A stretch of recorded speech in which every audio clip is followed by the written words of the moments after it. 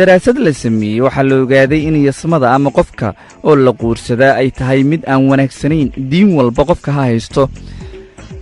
tixraac lagu sameeyey daraasaddan waxay muujinaysaa in 300 dad ka badan la ogaaday yasmada iyo weliba sida ay saamaynta ugu yeelato mustaqbalkiisa dambe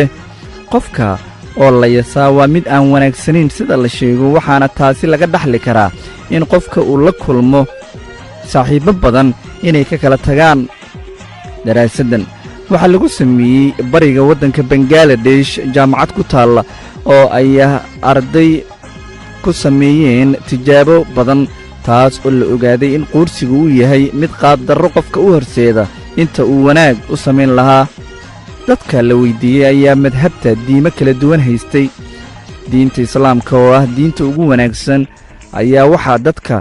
iska dhaafay in yasmo ay sameeyaan dembi ku ah in qofka oo qofka kale xitaa hadduusan aqoonin ay walaalnimo ka dhigayso muslimnimada sidaasoo kale dad hinduu ah dad haystay buddhistaha iyo dad masiixiyiinta aaminsan ayaana daraasaddaas ka qayb qaatay waxay sheegeen in mar kasta muhiimad gaara la siinayo sidii lagu heli lahaa qorshaha ugu dambeeya ee ku aadan taas oo ka dhigan baa layidhi in daraasadda ay muujinayso in dadka ay kala fogaynayso qaabdarrada iyo weliba quursiga uu leeyahay ka soke ay xitaa qofka dadnimadiisa u wanaagsanayn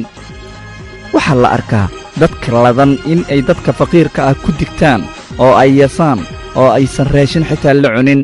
taas oo ka macno ah in yasmada meesha ugu liidata ay tahay in qofka aad ku yeesto raashin ama wax uu kuu keeno inaad isticmaali weyso